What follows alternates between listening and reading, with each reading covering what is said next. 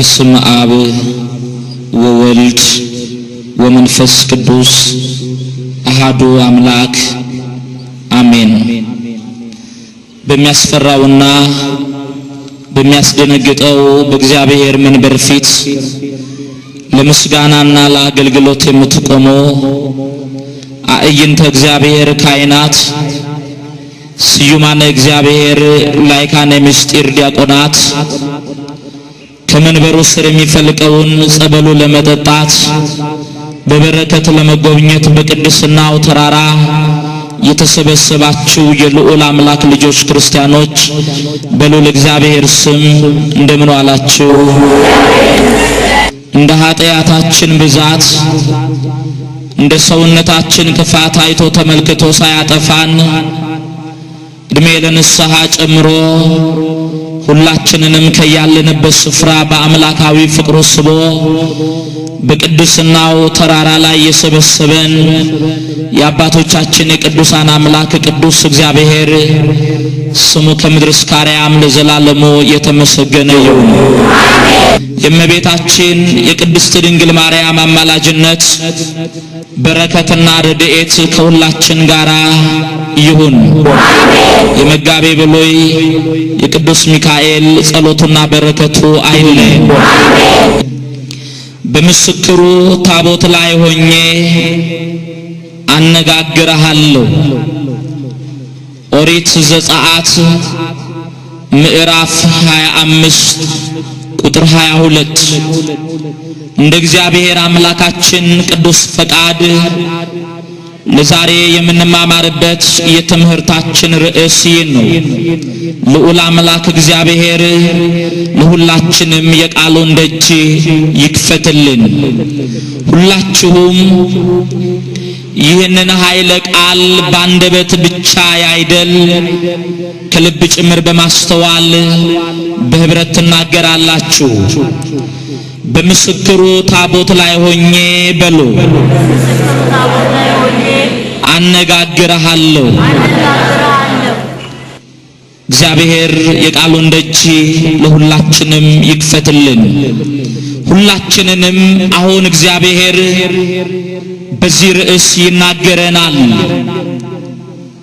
ብዙዎች የመጽሐፍ ቅዱስን ቃል በማጣመም ትውልዱን የሚያሰናክሉበት ዘመን፣ በምስክሩም ታቦት ዙሪያ ላይ ብዙ ጥያቄ የሚያነሱበት ሰዓት ስለሆነ ሰዎች የሚያነሱትን ጥያቄ መነሻ አድርገን እንነጋገራለን። በምስክሩ ታቦት ላይ ሆኜ አነጋግርሃለሁ። ይህንን ኃይለ ቃል የሰራዊት ጌታ ልዑል አምላክ እግዚአብሔር በሲና ተራራ ላይ ለሊቀ ነቢያት ለሙሴ የተናገረው ኃይለ ቃል ነው።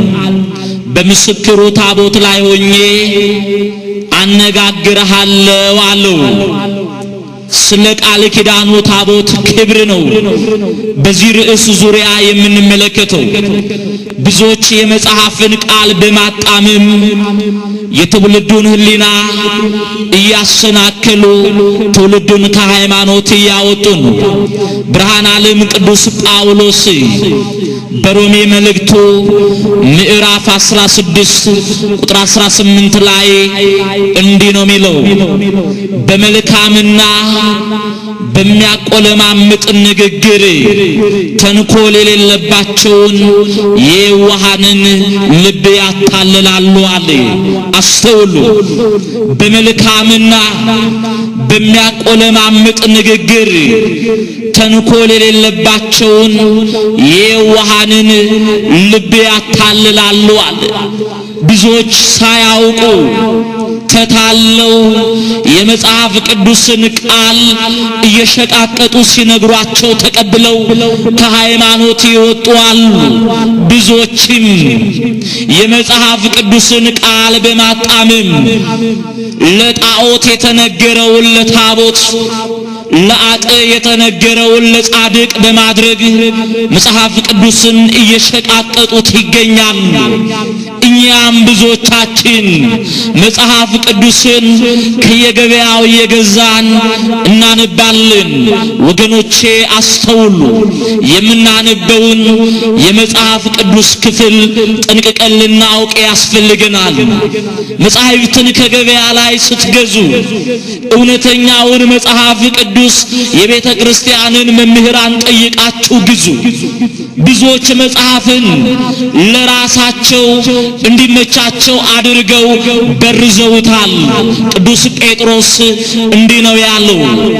ሁለተኛ ጴጥሮስ ምዕራፍ 3 ቁጥር 16 ላይ ተመልከቱ።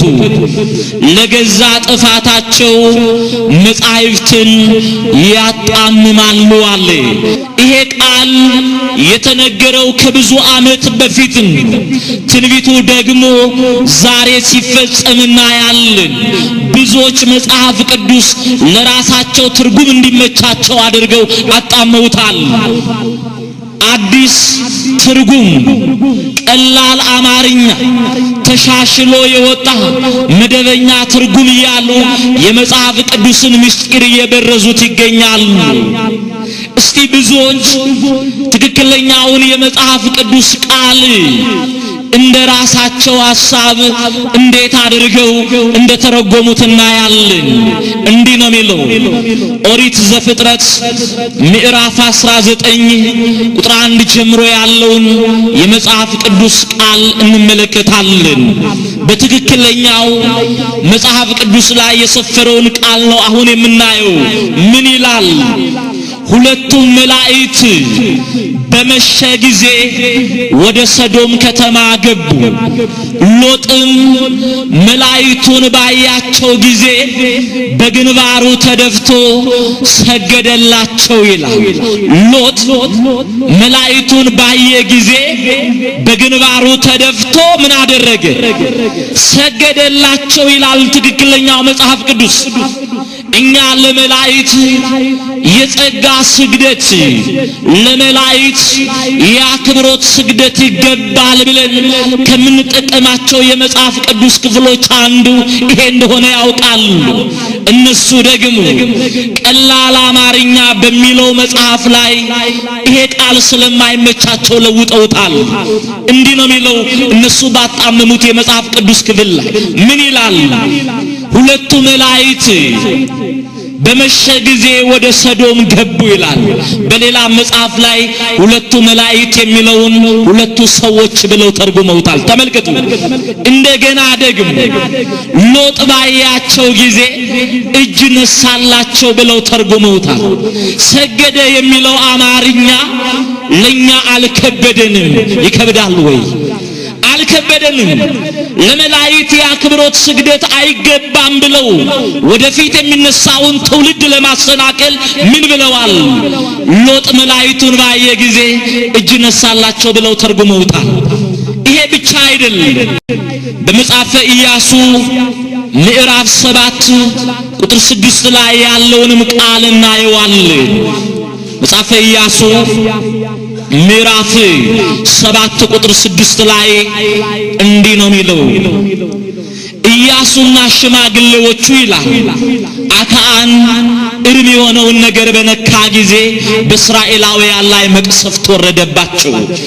እግዚአብሔር መቅሰፍቱን እንዲያርቅላቸው ኢያሱና ሽማግሌዎቹ ከጠዋት እስከ ማታ በታቦቱ ፊት በግንባራቸው ተደፍተው ይጸልዩ ነበር ይላል ትክክለኛው መጽሐፍ ቅዱስ። ኢያሱና ሽማግሌዎቹ በታቦቱ ፊት በግንባራቸው ተደፍተው ምን ያደርጉ ነበር? ይጸልዩ ነበር። ሰግደው ማለት ነው። በግንባራቸው ተደፍተው ሲል በቃል ኪዳኑ ታቦት ፊት በግንባራቸው ሰግደው ይጸልዩ ነበር አለ። ይሄ ቃል ለታቦት ስግደት ይገባል ብለን ከምንጠቀማቸው የመጽሐፍ ቅዱስ ክፍሎች አንዱ እንደሆነ ያውቃሉ። እነሱ ደግሞ ቀላል አማርኛ በሚለው መጽሐፋቸው ላይ እንዲህ ብለው ተርጉመውታል። ምንድነው ያሉት? ኢያሱና ሽማግሌዎቹ ከጠዋት እስከ ማታ በታቦቱ ፊት ተዘርረው ነበር ይላል። ማየት ይቻላል መጽሐፉን። በታቦቱ ፊት ተዘርረው ነበር። አሁን ሰግደው ነበር ለሚለው አማርኛ ተዘርረው ነበር የሚለው አማርኛ አይስማማውም። ምን ማለት ነው መዘረር ማለት? ብዙ ሰዎች ይዘረራሉ ህሊናቸውን ስተው ሲወድቁ፣ ወይንም ደግሞ መናፍቃኑን ስና መንፈስ ወረደልን እያሉ መሬት ላይ የተንከባለሉ ሲዘረሩና ያለን። ኢያሱና ሽማግሌዎቹ ግን አልተዘረሩም። በታቦቱ ፊት ምን ሆኑ? ሰገዱ። ይሄን ብቻ አይደለም፣ አስተውሉ ወገኖች። እንዲህ ነው የሚለው የዳዊት መዝሙር 95 ቁጥር 9 ላይ ተመልከቱ። የዳዊት መዝሙር 95 ቁጥር 9 ላይ እንዲህ የሚል ቃል እናገኛለን። በቅድስናው ስፍራ ለእግዚአብሔር ስገዱ ይላል። ትክክለኛው መጽሐፍ ቅዱስ እናነብ። በቅድስናው ስፍራ ለእግዚአብሔር ምን በሉ? ስገዱ ይላል። አሁን ይህንን ቃል በቤተ ክርስቲያን ተገኝቶ ለእግዚአብሔር የአምልኮት ስግደት፣ ለወዳጆቹ ደግሞ የአክብሮት ስግደት ይገባል ብለን በመቅደሱ መስገድ እንደሚገባ ከምንጠቀማቸው የመጽሐፍ ቅዱስ ክፍሎች አንዱ ነው። ምን ብለው ተርጉመውታል እነሱ? መጽሐፉ የሚለው በቅድስናው ስፍራ ለማን ስገዱ ነው? ለእግዚአብሔር ስገዱ። በቅድስናው ስፍራ ሲል በአጸደ መቅደሱ ማለት ነው። ውዳሴው በሚቀርብበት፣ ካህናቱ እንደ መላእክት ዝማሬ በሚያቀርቡበት፣ እግዚአብሔር በሚመለክበት በመቅደሱ ለእግዚአብሔር ስገዱ ማለት ነው። በቅድስናው ስፍራ ለማን ስገዱ ማለት? ለእግዚአብሔር። እነሱ ምን ብለው ለውጠውታል? እንዲህ ብለዋል። በቅድስናው ስፍራ ለእግዚአብሔር ስገዱ የሚለውን ቃል እግዚአብሔር ሲገለጥ ስታዩት ስገዱለት ብለዋል። ማን ሲገለጥ? ካልተገለጠ ምን አትበሉ ማለት ነው? አትስገዱ ማለት ነው። እግዚአብሔር ሲገለጥ ስታዩት ስገዱለት ብለው ቀላል አማርኛ በሚለው መጽሐፋቸው ላይ ተርጉመውታል። ስለዚህ የምታነቡትን መጽሐፍ ቅዱስ የቤተ ክርስቲያንን ሊቃውንት እየጠየቃችሁ እያሳያችሁ አንብቡ። ይሄ ብቻ አይደለም ወገኖቼ፣ በቅድስናው ስፍራ ለእግዚአብሔር እንሰግዳለን። ነገር ግን የምንሰግደው እግዚአብሔርን አይተነው አይደለም። የዮሐንስ ወንጌል ምዕራፍ 1 ቁጥር 18 ላይ እንዲህ ይላል፣ እግዚአብሔርን ያየው አንድስ እንኳን የለም፣ አንድ ልጁ እሱ ተረከው ይላል። አላየነውም።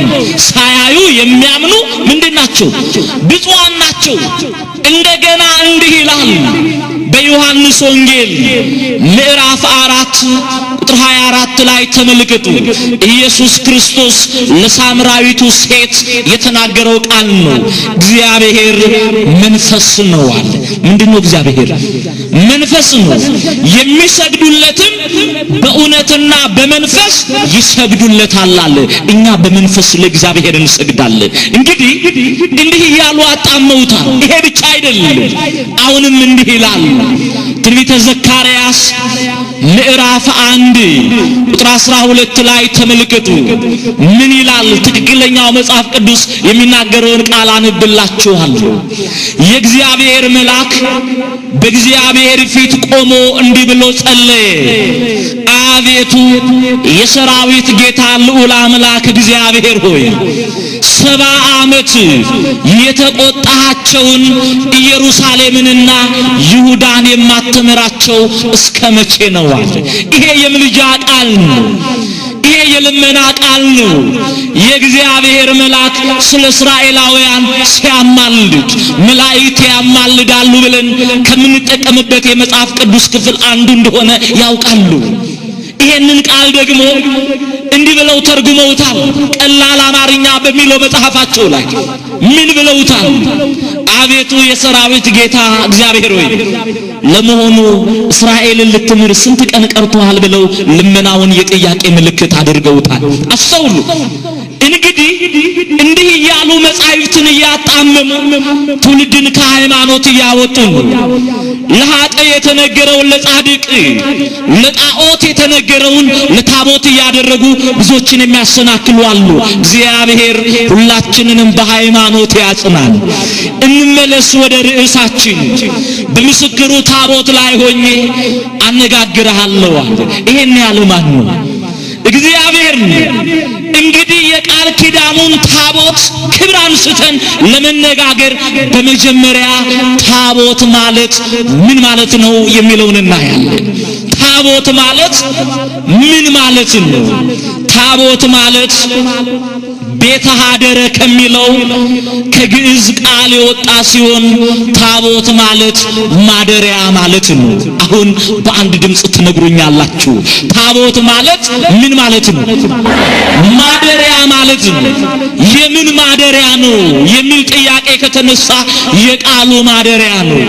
እንዲህ ይላል ኦሪት ዘጸአት ምዕራፍ 25 ቁጥር 22 ላይ ተመልከቱ።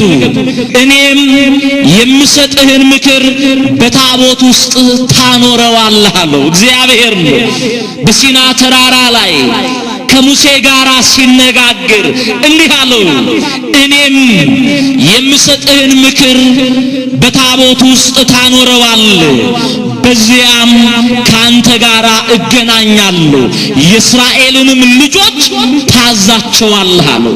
የምሰጥህን ምክር አለ ተግሳጹን፣ ቃሉን፣ ሕጉን የምሰጥህን ቃል በምን ውስጥ ታኖረዋለህ አለው? በታቦት ውስጥ ታኖረዋለህ። ታቦቱ የቃሉ ምን ስለሆነ? ማደሪያ ስለሆነ እግዚአብሔር በታቦቱ ላይ አድሬ አነጋግርሃለሁ አለው። እሱ አድሬ አነጋግርሃለሁ እያለ ታቦቱን መቃወም ማንን መቃወም ነው? እግዚአብሔርን። መልከቱ ይሄ ብቻ አይደለም። ታቦት ማለት ማደሪያ ከሆነ የታቦት ጥቅም በብሉይ ኪዳን ምን ነበር? ዛሬስ በአዲስ ኪዳን ለኛ ለምን አስፈለገን የሚለውን እናያለን። ምንድነው የታቦት ጥቅም? ለምን አስፈለገ? በኦሪት የታቦት ጥቅም እግዚአብሔር ከሕዝቡ ጋራ ለመኖሩ ምልክት ነው። ከእስራኤል ጋራ ለመኖሩ ምልክት ነው። ሰው በኃጢአቱ ምክንያት ለ5500 ዘመን ከእግዚአብሔር ተለይቷል። የሰው ልጅ በኃጢአታችን ከእግዚአብሔር ብንለይም እግዚአብሔር በረድኤት ከሰው ልጅ አልተለየም። እናንተ በኃጢአት ከኔ ብትለዩም እኔ ደግሞ በረድኤት ከናንተ ጋር ነኝ ብሎ ምልክት ሰጥቷቸዋል። ይሄ ነው በኦሪት የታቦት ጥቅም። እግዚአብሔር ከሕዝቡ ጋር ለመኖሩ ምልክት ነው። በአዲስ ኪዳንስ ጥቅሙ ምንድነው የሚለውን እናያለን። በአዲስ ኪዳን የታቦት ጥቅም ምንድነው? ለምን አስፈለገ? ጌታችን እኛን ለማዳን ሥጋ ለብሶ ወደዚህ ዓለም መጣ። ሁላችን የሞትነው በመብል ምክንያት ነው። አትብሉ የተባልነውን በልተን ምን ሆንን? ሞትን። በመብል ምክንያት ሞት ወደ ሰው መጣ። በመብል የሞትነውን በመብል ያድነን ሥጋውን ቆርሶ ደሙን አፍሶ ሰጠን። ሥጋዬን የሚበላ ደሜን የሚጠጣ የዘላለም ምን አለው አሉ? ሕይወት አለው። የዮሐንስ ወንጌል ምዕራፍ 6 ቁጥር 54 ላይ ተመልከቱ። ሥጋዬን የሚበላ ደሜን የሚጠጣ የዘላለም ሕይወት አለው አለ። እንግዲህ ሕይወት ለማግኘት ሥጋውን መብላት ያስፈልጋል፣ ደሙን መጠጣት ያስፈልጋል። ይሄ የምንበላው ሥጋ፣ ይሄ የምንጠጣው ደም የሚከብርበት ዙፋን ያስፈልገዋል። ንጉሥ በዙፋኑ ተቀምጦ ይገለጣል። ስለዚህ ለንጉሳችን ለኢየሱስ ክርስቶስ የሥጋውና የደሙ መክበሪያ ወይንም መቀመጫ ዙፋን ምንድነው?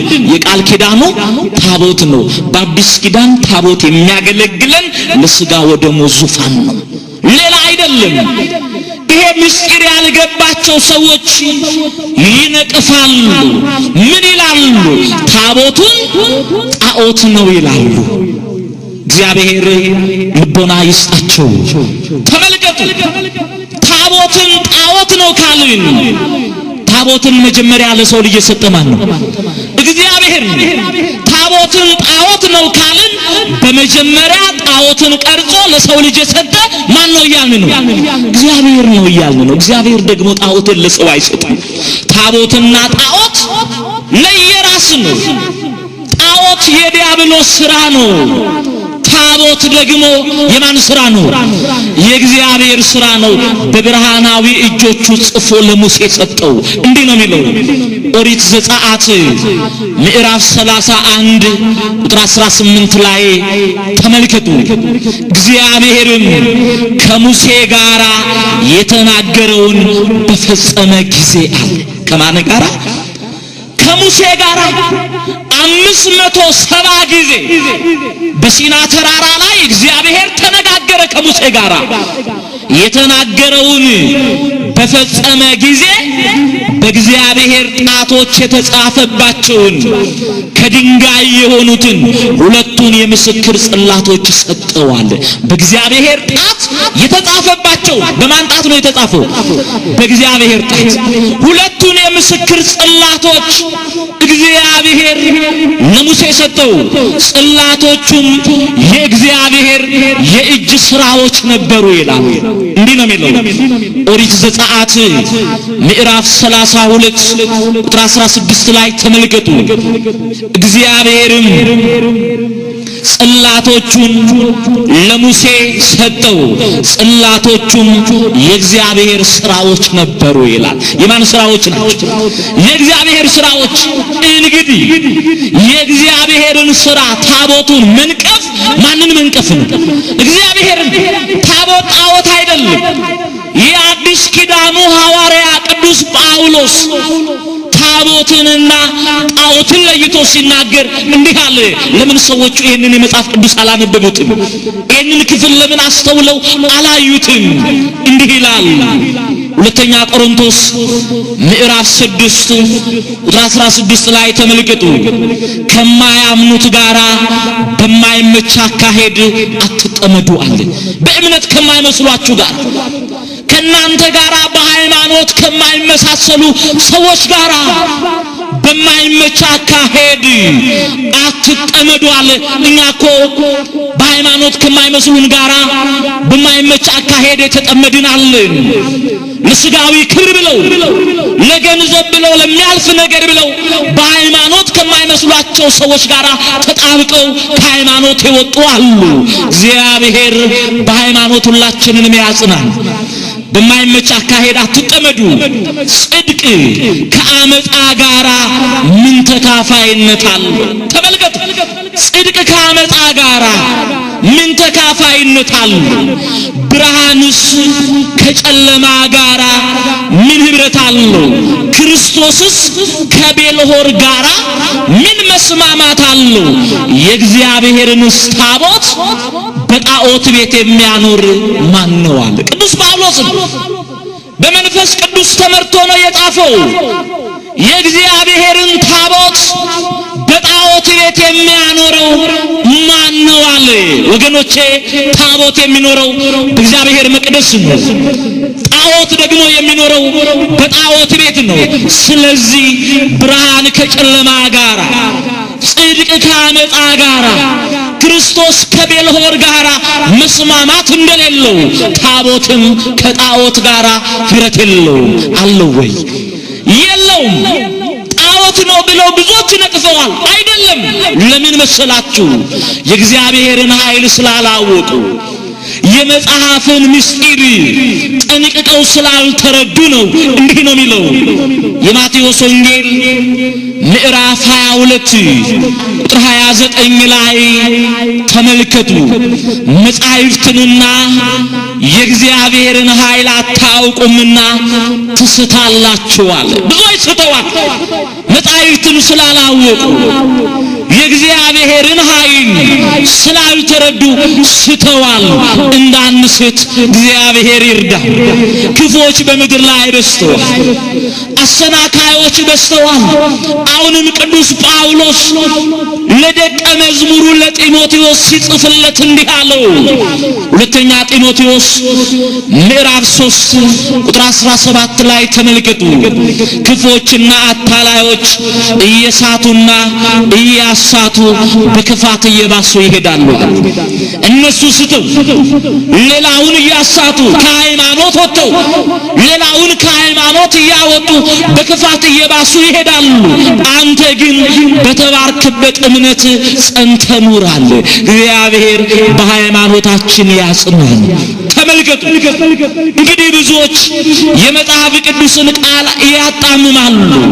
ታቦት ጣዖት አይደለም ብለን መጻሕፍትን ጠቅሰን ስንነግራቸው ደግሞ እንዲህ የሚሉ ሰዎች አሉ። እግዚአብሔር ለሙሴ የሰጠው ታቦት ሙሴ ከተራራ በወረደ ጊዜ ተሰብሯል የሚሉን ሰዎች አሉ። አዎ እነዚህ ሰዎች አንድ የመጽሐፍ ቅዱስ ክፍል ብቻ ነው ያነበቡት። ሌላውን ዘልቀው አላዩም። እኛ አንገት የሚያስደፋ ሃይማኖት የለንም። እኛ አንገት የሚያስደፋ ትምህርት የለንም። አዎ እንዲህ ነው የሚለው ኦሪት ዘጸአት ምዕራፍ 32 ከቁጥር 1 ጀምሮ ተመልከቱ። ምን ይላል? ሙሴም ከሲና ተራራ የቃል ኪዳኑን ታቦት ተቀብሎ ሲወርድ እስራኤላውያን ጣዖት ያመልኩ ነበር። 40 ቀን መታገስ አቅቷቸው ከአምልኮተ እግዚአብሔር ወደ አምልኮተ ጣዖት ፈቀቅ ብለው እየበሉ እየጠጡ እየደነሱና እየጨፈሩ በጣዖት ዙሪያ ላይ ጣዖት እያመለኩ የማይገባ ነገር ሲፈጽሙ ሙሴ ቃል ኪዳኑን ታቦት ይዞ ከሲና ተራራ ወረደ። ሲያይ ሕዝቡ ጣዖት እያመለከ ነው። ለእግዚአብሔር አምልኮት ቀንቶ የእስራኤል ግብር አሳዝኖት የቃል ኪዳኑን ታቦት በጣዖቱ ላይ ወረወረ። ጣዖቱ ደቀቀ፣ ታቦቱም ተሰበረ ይላል።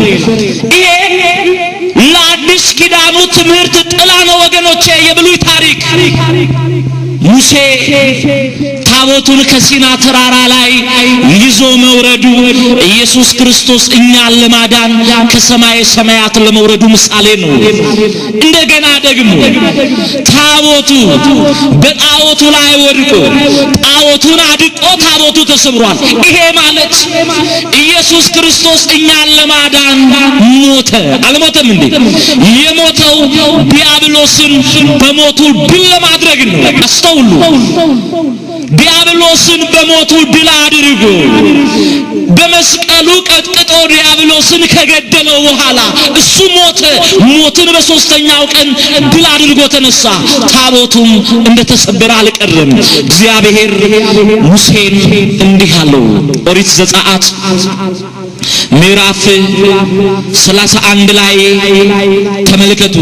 እግዚአብሔርም ሙሴን አለው እንደ ፊተኞቹ አድርገህ 2 ጽላቶች ሰርተህ አምጣ፣ እኔም እጽፍባቸዋለሁ አለው። ኦሪት ዘጸአት ምዕራፍ 34 ቁጥር 1 ላይ ነው የምታገኙት።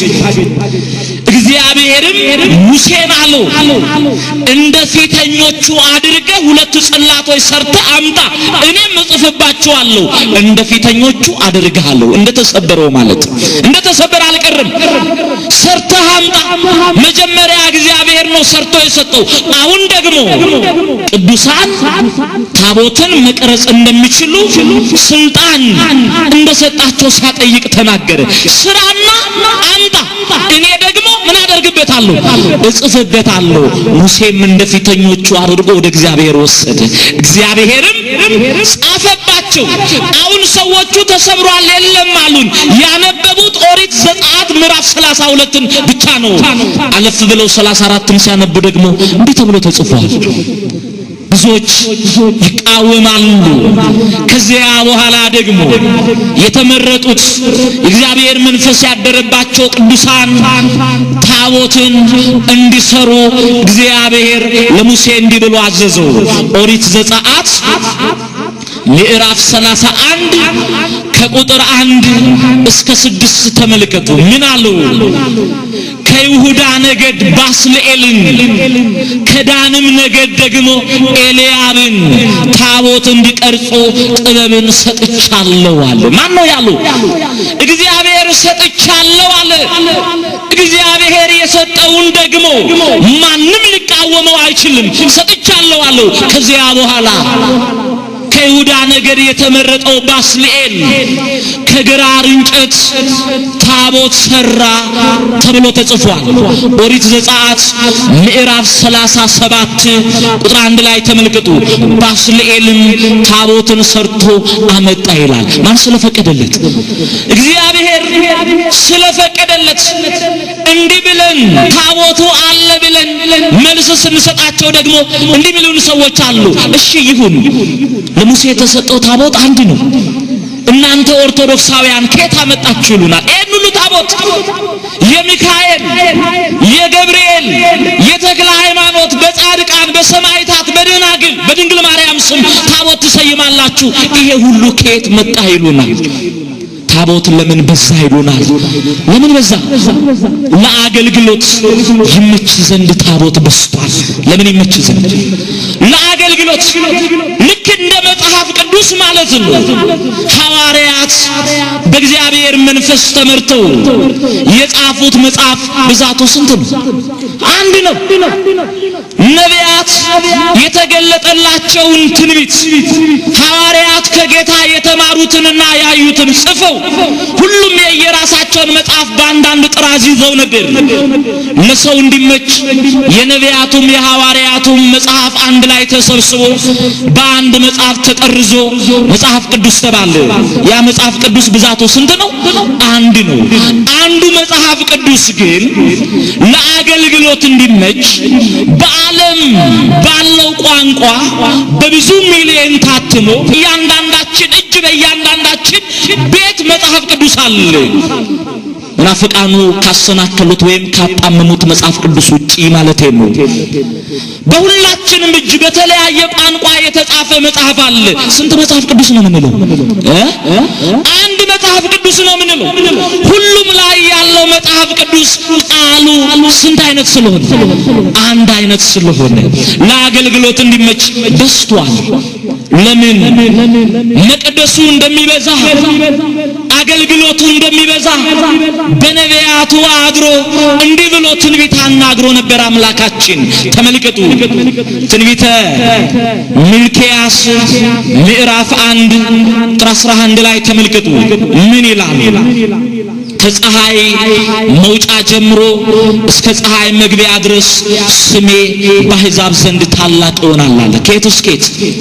ከፀሐይ መውጫ እስከ ፀሐይ መግቢያ ድረስ ስሜ በአሕዛብ ዘንድ ምን ይሆናል? ታላቅ ይሆናል።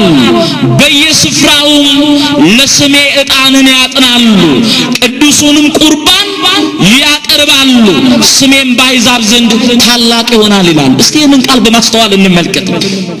ከፀሐይ መውጫ እስከ ፀሐይ መግቢያ ድረስ ከዓለም ጫፍ እስከ ዓለም ጫፍ ማለት ነው ስሜ በአሕዛብ ዘንድ ታላቅ ይሆናል፣ በየስፍራውም ለስሜ ዕጣንን ያጥናሉ አለ። በየስፍራው ለስሜ ምን ያጥናሉ? ዕጣንን ያጥናሉ። ይሄ ማለት ዕጣኑ ባለበት መቅደሱ አለ፣ መቅደሱ ባለበት ታቦቱ አለ። በየስፍራው ተብሏል። ዛሬ በየስፍራው እግዚአብሔር መቅደስ አለ። ይሄ ሌላ ሰፈር ነው። በዚህ ሰፈር እግዚአብሔር መቅደስ አለ። እንደገና ወደ ሌላውም ሰፈር ስንሄድ መቅደሱ አለ። በዓለም ዙሪያ ላይ መቅደሱ እየተተከለ ነው። ይሄ የትንቢት ቃል ይፈጸም ዘንድ ግድ ስለሆነ ቁርባንንም በስም ያቀርባሉ አለ። ተመልከቱ፣ ቁርባኑ የሚቀርበው እግዚአብሔር መቅደስ ባለበት ነው። መቅደሱ ባለበት ቁርባኑ አለ። ቁርባኑ ባለበት ባለበት የቃል ኪዳኑ ታቦት አለ። የቃል ኪዳኑ ታቦት ባለበት ዕጣኑ አለ። ለምን በየስፍራው መቅደሱ አስፈለገ? በአዲስ ኪዳን እግዚአብሔር የቅርብ አምላክ ስለሆነ። የምን አምላክ ስለሆነ? እግዚአብሔር የቅርብ አምላክ። በኦሪቱ ሰዓት አንድ መቅደስ ነው ያለው፣ እሱም በኢየሩሳሌም። ሰዎች ሁሉ እግዚአብሔርን ለማምለክ የቃል ኪዳኑ ታቦት ባለበት ወደ መቅደሱ ወደ ኢየሩሳሌም ይሄዳሉ። በአዲስ ኪዳን ግን እግዚአብሔር የሩቅ አምላክ አይደለም። እንዲህ የሚል ቃል ተነግሯልና በዚህ በትንቢተ ኤርምያስ ምዕራፍ 23 ቁጥር 23 ላይ እንዲህ የሚል ቃል እናገኛለን። እኔ አምላካችሁ እግዚአብሔር የቅርብ አምላክ ነኝ እንጂ የሩቅ አምላክ አይደለሁም አለ። የምን አምላክ ነኝ አለ? የቅርብ አምላክ ነኝ። በኦሪት ሰዓት ኢትዮጵያውያኑ ሳይቀሩ በመቅደሱ እግዚአብሔርን ለማምለክ መስዋዕት ለማቅረብ መቅደሱ ወዳለበት ወደ ኢየሩሳሌም ይሄዱ ነበር። ግማሾቹ ካሰቡበት ሳይደርሱ አውሬ እየበላቸው በበረሃ ይቀራሉ። ሌሎቹም ደግሞ በሽፍታ ይገደላሉ። እግዚአብሔርም የፈቀደላቸው በእግራቸው ከኢትዮጵያ ተነስተው ኢየሩሳሌም ሄደው ይሰግዱ ነበር። የሐዋርያት ሥራ ምዕራፍ 8 ቁጥር 27 ላይ ተመልከቱ። የሐዋርያት ሥራ ምዕራፍ 8 ቁጥር 27 ላይ እንዲህ ነው የሚለው፣ ኢትዮጵያዊው ጃንደረባ ሊሰግድ ወደ ኢየሩሳሌም መጥቶ ነበር ይላል። ኢትዮጵያዊው ጃንደረባ ሊሰግድ የት ሄዶ ነበር? ኢየሩሳሌም። አሁን በአዲስ ኪዳን እኛ ክርስቲያኖች ወደ ማዕከለ ምድር ወደ ኢየሩሳሌም መሄድ አይጠበቅብንም። እግዚአብሔር የቅርብ አምላክ ስለሆነ በየሰፈራችን መቅደሱን ተክለን እግዚአብሔርን እናመልከዋለን። ይህንን ስለፈቀደልን ስሙ የተመሰገነ ይሁን። እንግዲህ መቅደሱ በየሰፈሩ እንደሚተከል ትንቢት ተነግሯልና በየሰፈሩ ተተክሏል። አሁን ቅዱስ ሚካኤል በዚህ ሰፈር አለ። ወደ ሌላ ሰፈር ስንሄድ ደግሞ በቅዱስ ቂርቆስ ስም የተሰራ መቅደስ አለ። ሌላ ሰፈር ስንሄድ በተክለ ሃይማኖት ስም የተሰራ መቅደስ አለ። ቤቱ ግን የማን ቤት ይባላል? የእግዚአብሔር ቤት ይባላል። ከዚህ የተነሳ ታቦቱ በስቷል። ቢበዛም ለአገልግሎት ይመች ዘንድ ነውና ታቦት ስንት ነው እንላለን? አንድ ነው እንላለን። ሌላው ለምን ታቦቱስ ይብዛ? ለምን ታቦቱን በቅዱሳን ስም ትሰይማላችሁ? ለምን በኢየሱስ ስም ብቻ አትሰይሙትም የሚሉን ሰዎች አሉ። ለምን በመላእክት ስም ታቦት ይሰየማል? ለምን በቅዱሳን በጻድቃን በሰማዕታት ስም ታቦቱ ይሰየማል? ለምን አስፈለገ የሚሉን ሰዎች አሉ። ወገኖቼ በመላእክቱ በቅዱሳኑ ስም ታቦቱን እንድንሰይም የፈቀደ ማን ነው? እግዚአብሔር። እንዲህ ነው የሚለው በዚህ በትንቢተ ኢሳይያስ ምዕራፍ 56 ቁጥር 4 ላይ የተጻፈውን ቃል እናየዋለን። እግዚአብሔርም እንዲህ አለ። ማን ተናገረ? እግዚአብሔር። እሱ የተናገረውን ማጠፍ አይቻልም። አንዷ ቃሌ ከምታልፍ ሰማይና ምድር ቢያልፉ ይቀላል ነው ያለው። እግዚአብሔር እንዲህ አለ፣ ሰንበቴን ለሚጠብቁ ደስ የሚያሰኘኝንም ሥራ ለሚሰሩ ለጃንደረቦቼ በቤቴና በቅጥሬ ውስጥ አለ። አስተውሉ።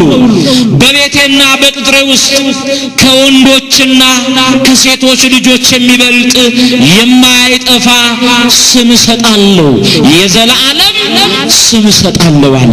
ስሙ የተመሰገነ ይሁን። ተመልከቱ። ደስ የሚያሰኘኝን ሥራ ለሚሰሩ ለጃንደረቦቼ በቤቴና በቅጥሬ ውስጥ አለ። ከወንዶችና ከሴቶች ልጆች የሚበልጥ የማይጠፋ ስም አለ። ምን ማለቱ ነው? አንድ ሰው በዚህ ዓለም ላይ ያለ ሴቶችንና ወንድ ልጆችን ወልዶ ከዚህ ዓለም በሞት ቢለይ ልጆቹን ያየ ሰው ሁሉ ጊዜ አባታቸውን የሚያውቅ ከሆነ በልጆቹ የአባታቸውን ስም ያነሳል። እነዚህ የእከሌ ልጆች ናቸው ይባላሉ። ወይንም በስራ ቦታ ወይንም በትምህርት ቤት የአባታችሁ ስም ማን ነው ተብለው ሲጠየቁ የአባታቸውን ስም ይናገራሉ። አባታቸው ቢሞትም ስሙ በማን ይጠራል? በልጆቹ ይጠራል። ለወዳጆቹ ግን ከወንዶችና ከሴቶች ልጆች የሚበልጥ ስም እሰጣለሁ አለ። የዛ ሰው ስም ቢጠራ ለዘላለም አይደለም፣ ለጊዜው ነው። እነዛ ልጆች በሞት እያለፉ ሲሄዱ የአባታቸው ስም ምን ይሆናል? ይረሳል። ለቅዱሳኑ ግን ምን አለ? በቤቴና በቅጥሬ ውስጥ አለ። ይሄ ቤት ማን ቤት ነው? በዚህ ቤት የሚመለከው ማን ነው? እግዚአብሔር ነው። የሚቆረሰው ሥጋ የማን ነው? የኢየሱስ ክርስቶስ ነው። የሚቀዳው ደሙ የማን ነው? የኢየሱስ ክርስቶስ ነው። መታሰቢያነቱ ግን የማን ነው? የቅዱስ ሚካኤል ነው። በዚህ ቤት ቅዱስ ሚካኤል ይታሰባል። እግዚአብሔር ደግሞ ይመለካል። ቤቱ የእግዚአብሔር ቤት ነው። ተመልከቱ። በቤቴና በቅጥሬ ውስጥ የማይጠፋ የዘላለም ስም እሰጣለሁ አለ። የዘላለም ስም በተክለ ሃይማኖት፣ በገብረ መንፈስ ቅዱስ፣ በጻድቃን፣ በሰማዕታት ስም መቅደሱ ይታነጻል። በውስጡ እግዚአብሔር ይመለካል። እነሱ ይታሰባሉ። ትውልድ ያልፋል። መቅደሱ ግን እስከ ዘላለም እስከ ዓለም ፍጻሜ ድረስ ይኖራል። ሁሌ በዚህ ቤት ውስጥ የማን ስም ይታሰባል? የእግዚአብሔር ስም፣ የቅዱሳኑ ስም ይታሰባል። እግዚአብሔር ይመለካል። የቃል ኪዳኑን ታቦት ለመታሰቢያነት በእነሱ ስም ይሰየማል። ምንም የሚያስነውር ነገር የለም። በታቦቱ ላይ ብቻ አይደለም፣ በምድራዊው ቤተ መቅደስ ባለው በታቦቱ ላይ ብቻ የቅዱሳኑ ስም ተጽፎ አይቀርም። በሰማያዊውም የሕይወት መዝገብ ላይ ስማቸው ተጽፏል። አንዳንድ ሰዎች ለምን በታቦቱ ላይ ስማቸው ይጻፋል ይላሉ። ወገኖቼ እነሱ በታቦቱ ላይ ያለውን ስም ለማጥፋት ነው የተነሱት። በሰማይ ያለውን የቅዱሳንን ስም ማጥፋት ይቻላል? ይቻላል ወይ? አይቻልም። ምንድነው የሚለው? የሉቃስ ወንጌል ምዕራፍ 10 ቁጥር 20 ላይ ተመልከቱ። ቅዱሳን ደቀ መዛሙርቱን እንዲህ አላቸው፣ ስማችሁ በሕይወት መጽሐፍ በሰማይ ስለተጻፈ ደስ ይበላችኋል። የት ስለተጻፈ? በሰማይ ተጽፏል። ሥርዓተ ሰማይ ደግሞ በምድር ተሰርቷል። አባቶቻችን ምን ይላሉ? ሥርዓተ ሰማይ ተሰራአ በምድር ይላሉ። ሰማያዊው ሥርዓት በምድር ተሰርቷል ወገኖቼ። ስለዚህ የቅዱሳኑ ስም በሰማያዊው መቅደስ በሕይወት መጽሐፍ ላይ ተጽፏልና በምድራዊውም ቤተ መቅደስ በታቦቱ ላይ ቢጻፍ የሚያስነውር ነገር የለም። አስተውሉ። ይሄን ብቻ አይደለም የሚሉት፣ እሺ ይሁን ይሉናል። ይጻፍ። በኦሪት እኮ ታቦት ጥቅም ነበረው። በአዲስ ኪዳን ጥቅሙ አይታወቅም፣ ተሽሯል፣ የለም የሚሉን ሰዎች አሉ። ወገኖቼ የእግዚአብሔር ሕግ አልተሻረም። ተሽሯል ወይ? አልተሻረም። በኦሪት ለኛ ድህነትን ሊሰጡ ያልቻሉ ብዙ ነገሮች ነበሩ። እነሱ ተለውጠዋል። ለምሳሌ ሰው ኃጢአት ሲያደርግ በደል ሲሰራ ለኃጢአቱ ማስተሰሪያ ይሆን ዘንድ የእንስሳቱ ስጋና ደም ለመስዋዕት ይቀርባል። የበጉ፣ የፍየሉ፣ የጊደሩ፣ የእርግብና የዋኖስ ደም ስለ ሰው ልጆች ኃጢአት ይሰዋ ነበር። ደሙ ይረጭ ነበር፣ ስቡ ይጤስ ነበር። የእንስሳቱ ስጋና ደም ለኛ ዘላለማዊ ሕይወት አልሰጠንም። ሰጥቶናል ወይ? አልሰጠንም። ወደ ሕይወት ሊያሸጋግረን አልቻለም።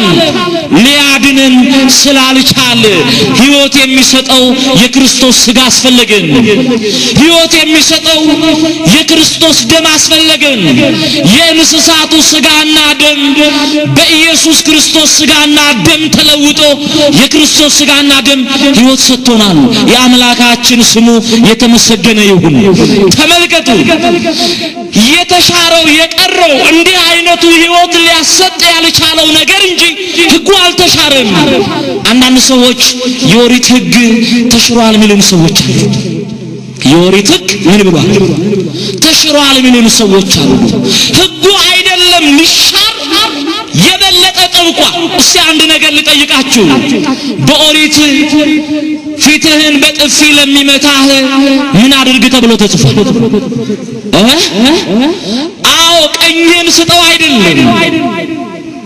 በኦሪት ፊትህን በጥፊ የሚመታህ ሰው አንተ 2 እጥፍ አድርገህ ምታው ተብሎ ተጽፏል። ይህ ሕግ ለኛ አይመችም እንዴ? አንድ ሰው ፊትህን በጥፊ ቢመታ 2 ምታው ብንባል ደስ አይልም እንዴ? ብዙዎቻችን ስጋውያን ስለሆንን ጠላታችንን መበቀል እንፈልጋለን። ይሄ ነው የኦሪቱ ሕግ። በአዲስ ኪዳን ደግሞ ቀኝህን ለሚመታ ምንህን ስጥ፣ ግራህን ስጥ። ሕጉ አይደለም ልሻር የበለጠ ምን ሆነ ጠበቀ። ይሄ አይደለም ሌላም አለ።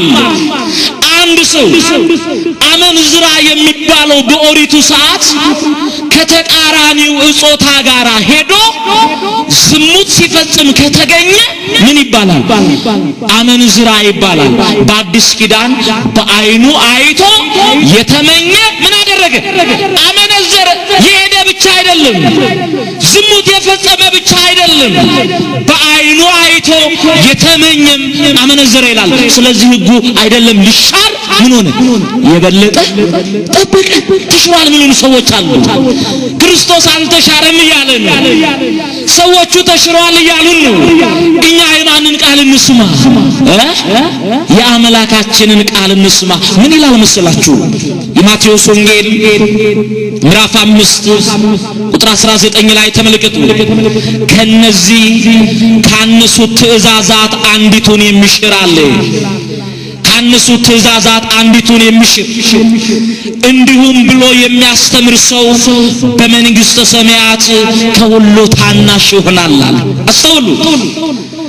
ከትእዛዛት አንዲቱን የሚሽር ሕጉም ተሽሯል ብሎ የሚያስተምር በመንግሥተ ሰማያት ከሁሉ ታናሽ ይሆናል አለ። ትንሽ ልጅ ነህ ተብሎ በመንግሥተ ሰማያት ይቀመጣል ማለት አይደለም። ትንሽ ነህ ተብሎ ይኖራል ማለት አይደለም። ታናሽ ነህ ተብሎ ወደ ጥልቅ እሳት ይጣላል ማለት ነው። እግዚአብሔር ከጥልቁ እሳት ሁላችንም ያድነን። ይሄን ብቻ አይደለም። በተራራው ስብከቱ ላይ ኢየሱስ ክርስቶስ የተናገረው ቃል ነው። እንዲህ ይላል የማቴዎስ ወንጌል ምዕራፍ 5 ቁጥር 17 ላይ ተመልከቱ። እኔ ሕግንና ነቢያትን ልፈጽም መጣሁኝ እንጂ ልሽር አልመጣሁም አለ። ስለ ቃሉ የተመሰገነ ይሁን። ይህንን ቃል አድምጡ። ሌላውን ነገር አትስሙ። እኔ ሕግንና ነቢያትን ልፈጽም መጣሁ አለ። በነቢያት አድሮ የተናገረ እሱ ነው።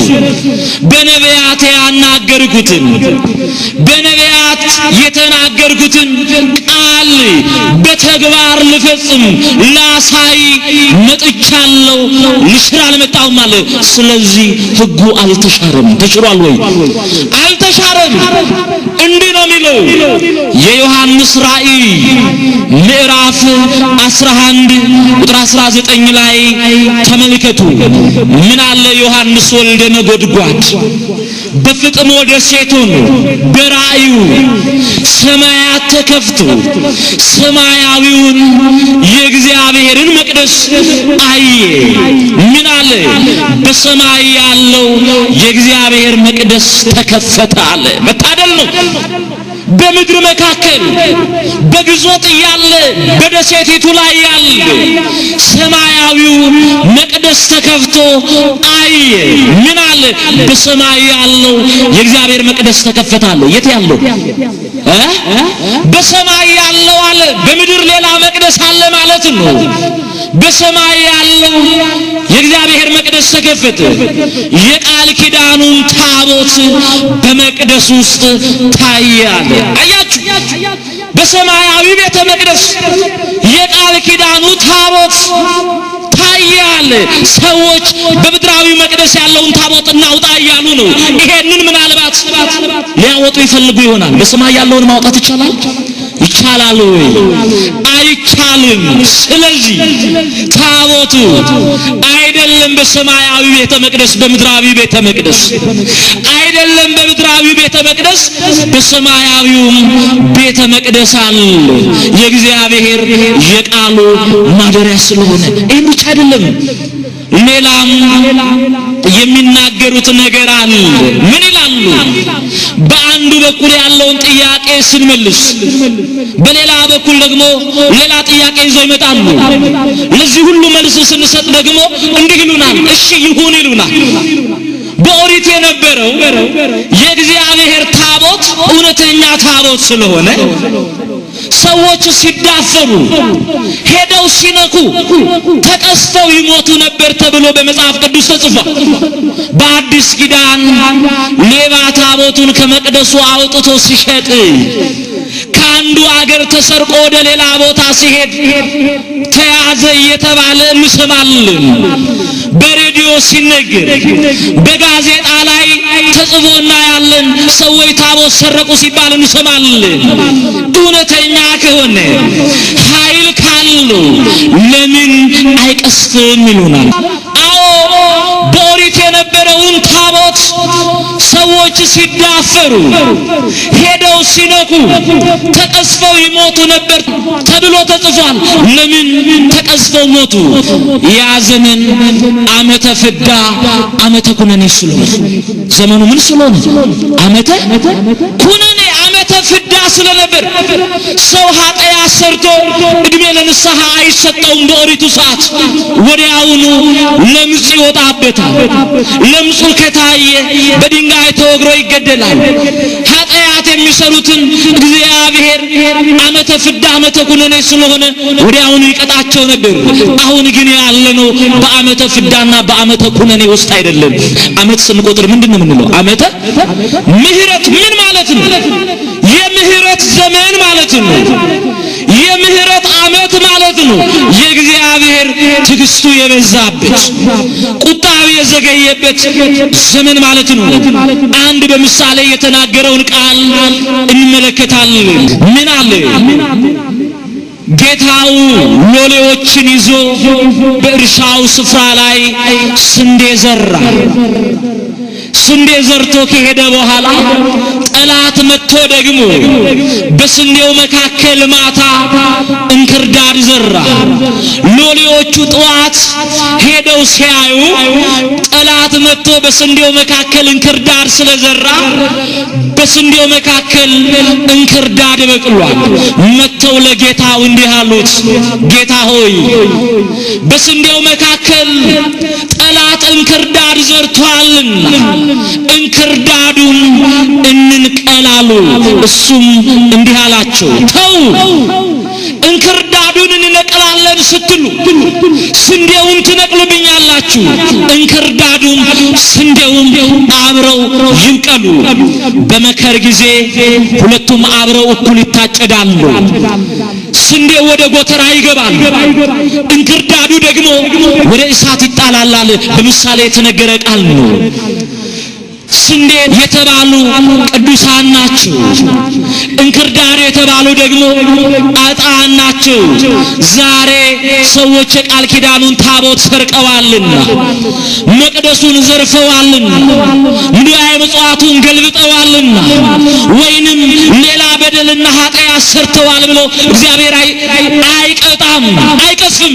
እድሜ ለንስሐ ይሰጣል። ስሙ የተመሰገነ ይሁን። እድሜ ለንስሐ ይሰጣል። ጻድቁም አጣኑም እኩል ፀሐይ ይወጣላቸዋል። እስከ መከር ጊዜ ይታገሳል። በመከር ጊዜ ግን ንስሐ ካልገባ ኃጢአተኛው እንክርዳድ ነውና ታጭዶ ወደ እሳቱ ይጣላል። ከእንክርዳድነት ሕይወት እግዚአብሔር ሁላችንን የሚሰውረን።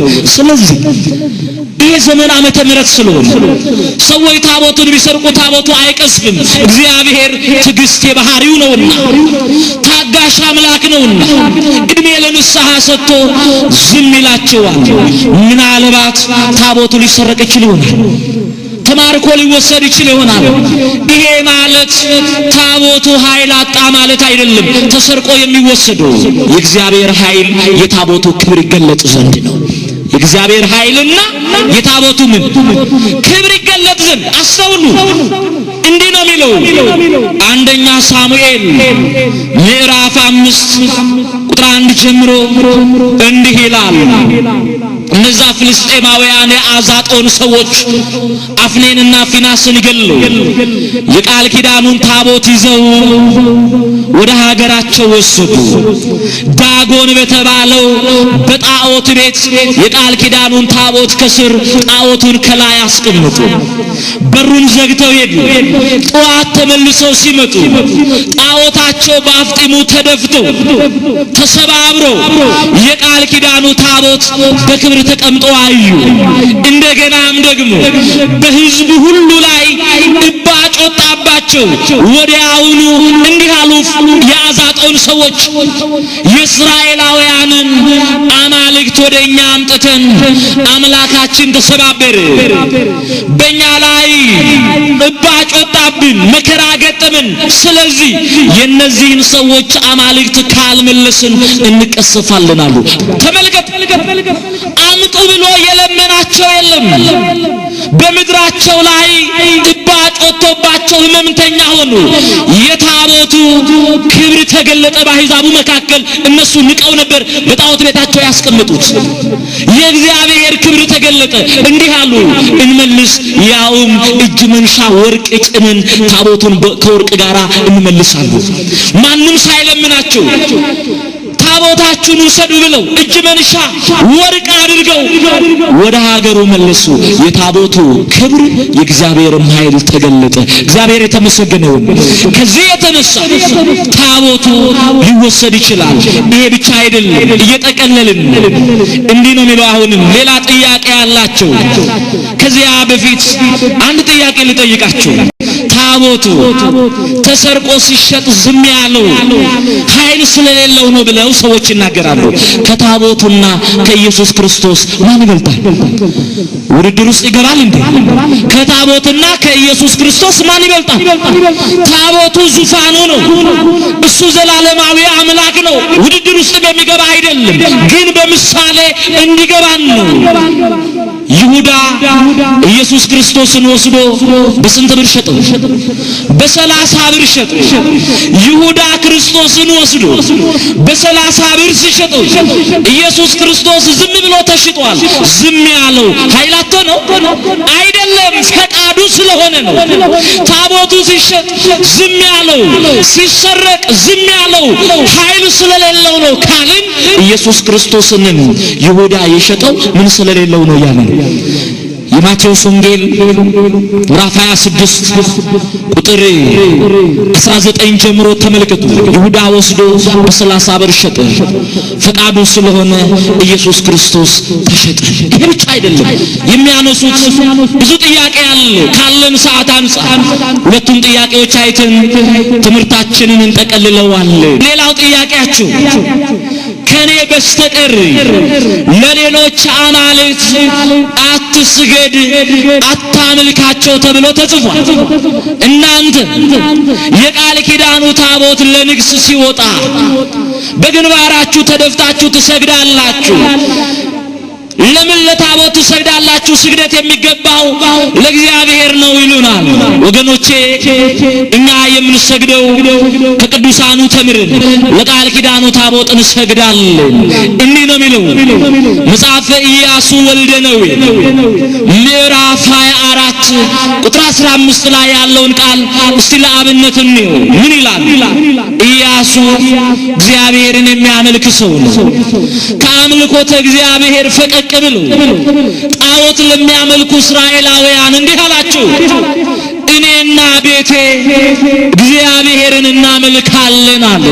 እኔና ቤተሰቦቼ ማንን እናመልካለን? እግዚአብሔርን እናመልካለን። እናንተ ዛሬ የምታመልኩትን ምረጡ አለ። ለማን ቀንቶ ነው ኢያሱ? ለእግዚአብሔር ቀንቶ። አምልኮት የሚገባው ለእግዚአብሔር እንደሆነ ያውቃል። ተመልከቱ፣ እኛ አብነት የምናደርገው የእግዚአብሔርን ቃል የተናገሩንን ቅዱሳንን ነው።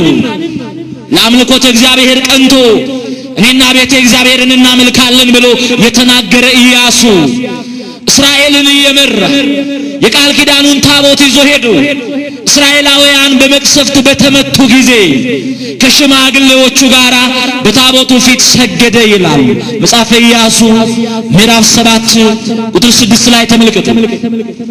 ኢያሱና ሽማግሌዎቹ በቃል ኪዳኑ ታቦት ፊት በግንባራቸው ሰግደው ይጸልዩ ነበር ይላል። ኢያሱ ለምን ሰገደ? ለቃል ኪዳኑ ታቦት ሰገደ። እኛም ኢያሱን አብነት አድርገን እንሰግዳለን። ቅዱስ ጳውሎስ እንዲህ ስላለን ዕብራውያን መልእክት ምዕራፍ 13 ቁጥር 7 ላይ ተመልከቱ። የእግዚአብሔርን ቃል የተናገሯችሁን ዋኖቻችሁን ተመልከቱ። የኑሯቸውን ፍሬ እየተመለከታችሁ በእምነት እነሱን ምሰሉ አለ። በእምነት እነሱን ምን በሉ? ምሰሉ። እኛ ኢያሱን መስለን ለቃል ኪዳኑ ታቦት እንሰግዳለን። የምንሰግደው ለተለበጠበት ወርቅ አይደለም፣ ለተሰራበትም ለእንጨቱ አይደለም። ታቦት ማለት ማደሪያ ማለት ነው ብለን መጀመሪያ አይተናል። በታቦቱ ላይ የማን ቃል አለ? የማን ቃል አለ? የእግዚአብሔር ቃል አለ። ለቃሉ እንበረከካለን። እንዲህ ተብሎ ተጽፏል። በዚህ በፊልጵስዩስ መልእክት ምዕራፍ 2 ቁጥር 10 ላይ እንደሚል ቃል እናገኛለን። ፊልጵስዩስ መልእክት ምዕራፍ 2 ቁጥር 10 ላይ ተመልከቱ። በሰማይና በምድር የምትኖሩ ለእግዚአብሔር ስም ስገዱ ይላል። ለማን ስም? ለእግዚአብሔር ስም። በሰማይ የምትኖሩ አለ። በሰማይ የሚኖሩት መላእክት ናቸው። በምድር የምትኖሩ አለ። እግዚአብሔርን የምናመልክ በምድር ያለን የእግዚአብሔር ልጆች እኛ ነን። ጉልበት ሁሉ ለስሙ ይንበርከካል። ለማን ስም? በቃል ኪዳኑ ታቦት ላይ የማን ስም አለ? የእግዚአብሔር ስም አለ። አባቶቻችን ካህናት አክብረው በዝማሬ በይባቤና በእልልታ የቃል ኪዳኑን ታቦት ይዘው ከመቅደሱ ሲወጡ እኛ በግንባራችን ተደፍተን በታቦቱ ላይ ላሉ ለእግዚአብሔር ስም እንሰግዳለን። ይሄ ከመጽሐፍ ቅዱስ ውጭ አይደለም ነው እንዴ? አይደለም። ምናልባት በሰዎች የኑፋቄ ትምህርት እንደ ሸንበቆ የምትወዛወዙ በውሃ ላይ እንዳለ ኩበት የምትወላውሉ ካላችሁ በሃይማኖት ጽኑ። ይሄ ነው የመጽሐፍ ቅዱስ ትምህርት። ይሄ ነው የቤተ ክርስቲያናችን ትምህርት። ይሄ ብቻ አይደለም፣ ሌላ የሚያቀርቡት ነገር አለ። በአንድ ወቅት በትራክት እያሳተሙ በከተማው ላይ በትነው ነበር። አባቶች ካህናት የቃል ኪዳኑን ታቦት አክብረው ፎቶአቸውን አውጥተዋል። ርዕሱ ምን ይላል? እኛ የሚሸከመንን አምላክ እንጂ የምንሸከመውን አምላክ አንፈልግም።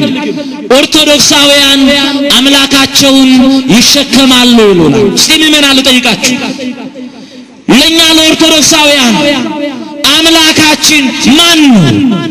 እግዚአብሔር ነው እንጂ ታቦት የኛ አምላክ አይደለም። እንዲህ ብለን አናምንም። እንዲህ ብለን አስተምረን አናውቅም።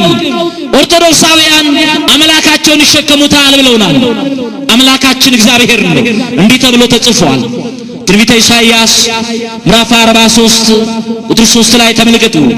እስራኤል ሆይ ስማ፣ እስራኤል ሆይ ስማ፣ አምላክህ እኔ እግዚአብሔር ነኝ። ለጊዜው ለእስራኤል ዘሥጋ ነው። እኛ እስራኤል ዘነብስ እንባላለን። እስራኤል ሆይ ተባልን። ስማ አምላክህ እኔ እግዚአብሔር ነኝ አለ። የኛ አምላክ ማን ነው? እግዚአብሔር ነው። አምላካችን አይደለም ታቦት። አምላካችን እኛን ካለመኖር ወደ መኖር ያመጣ እግዚአብሔር ነው። ይሸከሙታል ብለውናል። እግዚአብሔርን ተሸክሞ የሚችለው የለም አለ እንዴ? ምን ይላል? በዚህ በትንቢተ ኢሳይያስ ምዕራፍ 66 ቁጥር 1 ላይ ሰማይ ዙፋኔ ነው፣ ምድርም ደግሞ የእግሬ መርገጫ ነች። አሁንም ሰማይ ዙፋኔ፣ ምድር የእግሬ መርገጫ ነች ቢልም ሰማይና ምድር እግዚአብሔርን አይችሉትም። በመሃል እጁ በመዳፉ ሰማይንና ምድርን የያዘ ነው። ነገር ግን በሱ ቸርነት በሱ ፈቃድ ሰማይን ዙፋኑ አድርጎ በሰማይ ይቀመጣል። በሱ ቸርነት ምድርን የእግሩ መርገጫ አድርጎ ምድርን ይረግጣል። ግን የሚሸከሙት ሰማይና ምድር በሱ ቸርነት እንጂ ችለውት አይደለም። ነው እንዴ? አይደለም። እግዚአብሔርን የሚችለው የለም። ይሄንን ያክላል፣ ይሄንን ይመስላል። ፊቱ ይሄ ነው፣ ግራው ይሄ ነው፣ ቀኙ ይሄ ነው አይባልም። እግዚአብሔር ግን በቸርነቱ በሰማይና በምድር ላይ ይቀመጣል። እንዲህ ተብሎ ተጽፏል። በዚህ በዳዊት መዝሙር 79 ቁጥር 1 ላይ ምን ይላል? በኪሩቤል ላይ የምትቀመጡ ሆይ ተገለጥ ይላል። በሌላም ስፍራ ኪሩቤል ዙፋኑን ተሸክሞ እሱ በኪሩቤል ጀርባ ላይ ተቀምጦ በወደደው መልኩ ለወዳጆቹ ይገለጣል። ኪሩቤል ዙፋኑን ይሸከማሉ። የሚሸከሙት ችለውት አይደለም። ነው እንዴ? አይደለም። በፈቃዱ ይሸከሙታል። በኪሩቤል ጀርባ ላይም ተቀምጦ ይገለጣል። በኪሩቤል ላይ የምትቀመጥ ተገለጥ ተብሎ ስለተጻፈ ይህ ብቻ አይደለም። እንደገናም ከሰው መካከል ቅድስት ዘር ለአዳም ተስፋ የሆነች ሩቁን እግዚአብሔርን አቅርበን ያየንባት የአዲስ ኪዳናችን ኪሩቤል መስታወታችን ድንግል ማርያምም ተሸክመዋለች። ችላው አይደለም። እሷ ትንሽ ብላቴና ነች። ግን በሱ ቸርነት 9 ወር ከ5 ቀን ማህፀኗን ሀገር አድርጎ ማህፀኗን ከተማ አድርጎ ከትሟል። እሷም ተሸክመዋለች። በማን ፈቃድ?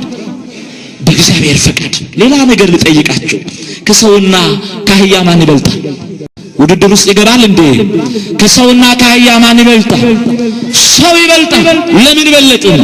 በእግዚአብሔር መልክ ስለተፈጠርን።